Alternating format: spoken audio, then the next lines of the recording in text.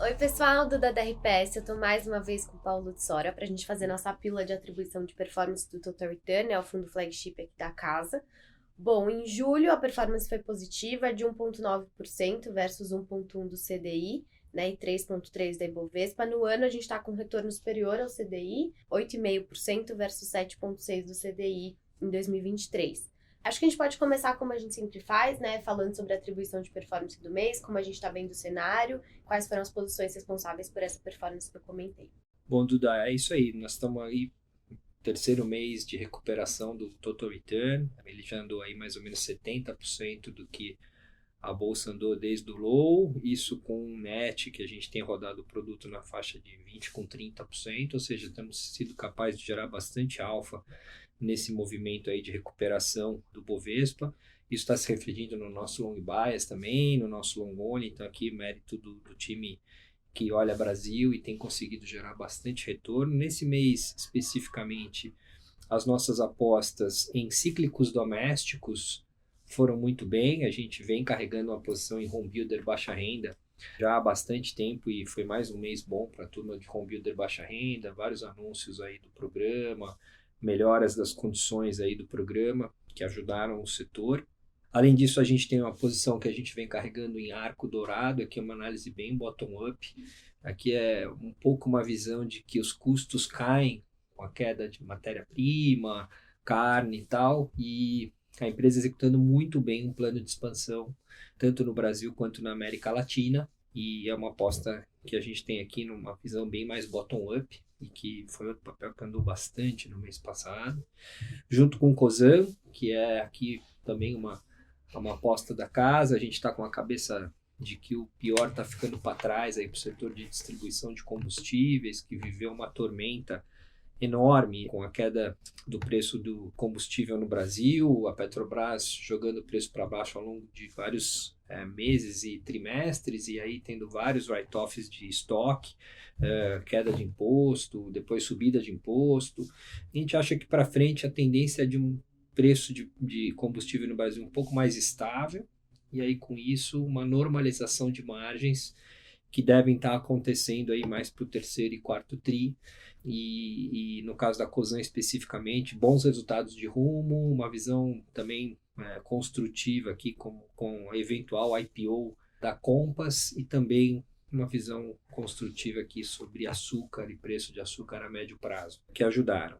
Além disso, de cíclicos domésticos, a gente ganhou dinheiro com commodities, e aí foi basicamente, pegamos essa volta do petróleo, a gente estava namorando esse petróleo o ano inteiro, sofremos aí com a queda do petróleo aí nos meses de abril, maio, junho, e agora teve uma recuperação importante ao longo de junho, e a gente estava com posição em PetroRio, XLE, acho que isso fez com que o tema commodities ajudasse bastante num período bem difícil. E ainda algumas coisas defensivas domésticas que a gente veio construindo ao longo dos últimos meses. A gente montou uma posição no follow-on de oncoclínicas, a gente tem uma posição em Blau, aí o setor de saúde, que é um setor que o Thales acompanha muito de perto, e também foram dois papéis que ajudaram bastante a gente nesse mês de junho. Então, foi um pouco direcional, a gente estava 20, 30% comprado com a subida do Bovespa e bastante em geração de alfa, que na verdade tem sido bem forte aí já nos últimos 3, 4 meses aí, né? Muito destaque aqui para o nosso time que olha equity no Brasil. Tá. Agora, seguindo para agosto, né? A gente está gravando agora dia 2. Muitas das posições que você comentou são posições que a gente já vem falando há algum tempo, né? O setor de construção de baixa renda é uma tecla que a gente já bate há alguns meses também. Eu queria que você dissesse, assim, se tem alguma grande alteração na carteira, além das coisas que a gente já comenta aqui para agosto, e se tem algo aí falando de cenário macro que você acha que vale a atenção, enfim, algo que a gente está analisando aqui que vale a pena dividir. Então, a nossa ideia está mexer pouco na carteira. O que a gente fez nessa virada do mês, dado que a gente performou bem, muitas coisas que a gente tinha andaram bastante. A gente deu uma reduzida de gross no fundo. O fundo estava rodando com 200% de gross aí durante vários meses. E a gente jogou esse gross mais para a faixa de 150 com 170 agora. Então diminuímos algumas posições menores, concentramos um pouco mais a carteira. Os temas seguem os mesmos. A nossa ideia é ter uma carteira que se beneficia de um ciclo de queda de juro no Brasil, em setores que a gente está acompanhando de perto e que tenham uma boa dinâmica bottom-up, não tão expostos a um consumidor muito alavancado, que tenham alguma característica de ganho de share, ou que estão se beneficiando de um programa, ou que tem alguma característica de defesa. Então não é peito aberto o Brasil, mas é um pouco da nossa cabeça. Então a gente continua com as construtoras de baixa renda, fazendo mudanças, às vezes um pouco mais numa, às vezes um pouco mais noutra, diminui o beta, aumenta o beta dentro do grupo, mas mantendo uma posição core importante aqui. Devemos continuar com essa posição no setor de distribuição de combustível. Vamos ver um segundo tri ainda bem difícil para as empresas, mas estamos apostando numa virada de resultados para esse segundo semestre. É um setor relativamente defensivo, eu diria, numa condição de preço de combustível um pouco mais previsível, se a nossa teoria estiver certa. A gente continua com cabeça de ter Sabesp aqui, setor de saneamento, que não tem sido bom. A Sabesp até andou um pouco, mas bem abaixo do que a gente acha que é o potencial, e a gente segue com uma posição importante em Sabesp, por volta de 5% a 7% do fundo.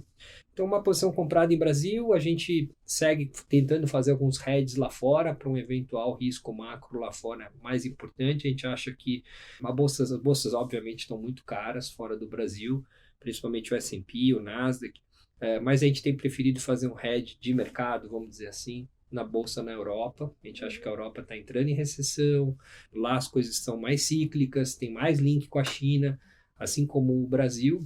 A gente até está mais otimista na margem com o que a gente está ouvindo lá da China. A gente segue com posição em petróleo para tentar pegar isso aí, empresas produtoras de petróleo, e algumas outras posições menores em commodities. Então a gente está com uma posição em commodities, eu diria, não é grande, mas é um pezinho em commodities que tem a ver aí talvez com o extremo otimismo de China, que parece que pode virar um pouco nesse segundo semestre. Mas a ideia é concentrar esse risco no Brasil. Inclusive nesse mês a gente diminuiu bastante o nosso book internacional, e aí agora focar cada vez mais no Brasil, na nossa capacidade de geração de alfa aqui no Brasil, que tem se mostrado muito forte já há bastante tempo, refletindo em todos os produtos da casa.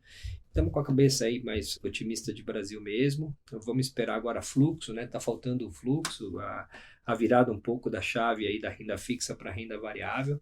Eu acho que ela não vai acontecer assim de uma hora para outra. A gente vai ter que ver o juro cair. Eu acho que ele está na boca para começar um processo. E aí vamos ver se ao longo desse segundo semestre as pessoas voltam a olhar a bolsa com mais carinho, começa a ter mais fluxo, e aí talvez o Bovespa ir lá buscar os 130, 135 mil, que eu acho que é onde ele pode ir, principalmente puxado por empresas mais domésticas, que é o core daqui das nossas posições. Tá ótimo.